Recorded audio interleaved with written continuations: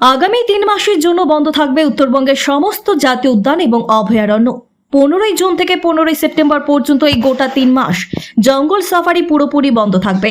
উত্তরবঙ্গের দার্জিলিং জেলার মহানন্দা অভয়ারণ্য, আলিপুরদুয়ার জেলার জলদাপাড়া জাতীয় উদ্যান, বক্সা ব্যাঘ্র প্রকল্প, জলপাইগুড়ি জেলার গরুমারা জাতীয় উদ্যান, চাপড়ামারি অভয়ারণ্য।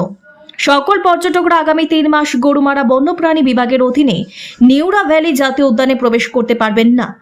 রাজ্যের প্রতিটি বনে একই নিয়ম প্রযোজ্য হবে। এই 3 মাস জঙ্গল সাফারি বন্ধ করার মূল কারণ হলো বছরে এই সময় বন্যপ্রাণীদের প্রজনন মৌসুম। তাই গতকাল বনে পর্যটকদের ভিড় ছিল এবং পর্যটকদের বন্যপ্রাণী ছবি তুলতে দেখা গেছে। তবে জঙ্গলি হাতিটি ভিডিও করতে গিয়ে বিপত্তি ঘটল। অল্পের জন্য প্রাণে বাঁচলেন সেই পর্যটক। তবে বন বিভাগের পক্ষ থেকে বারবার বন্য হাতির সামনে গিয়ে ছবি তোলার নিষেধাজ্ঞা থাকলেও কেউ তাতে কর্ণপাত না করে শনিবার ছবি তুলতে গিয়ে হাতিটি ধাওয়া করেন এক পর্যটককে। ঘটনাটি ঘটেছে জলপাইগুড়ি জেলার মিলনপল্লী এলাকায়।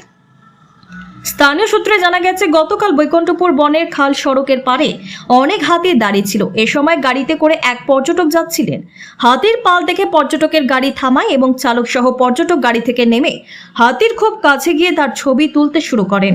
হঠাৎ দলে থাকা একটি হাতি পর্যটককে তাড়া করে। হাতি দেখে স্বাভাবিকভাবেই ছুটে যান পর্যটক, কিন্তু এ সময় রাস্তার ধারে দাঁড়িয়ে থাকা ডাম্পার চালকরা জোরে হর্ন বাজালে হাতিটি থামলে পর্যটক ও চালকরা রক্ষা পান। ব্যুরো রিপোর্ট, খবর শিলিগুড়ি।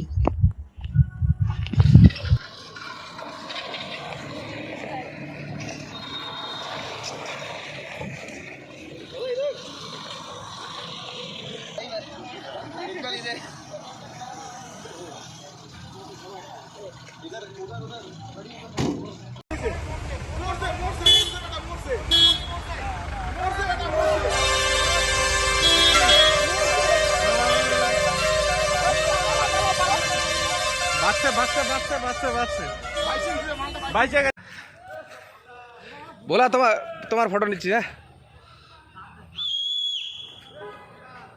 রাগি আছে কিন্তু বাল খেপাবা না। জয় ঠাকুর ঠাকুর যা বলাই দিকে তাকো না।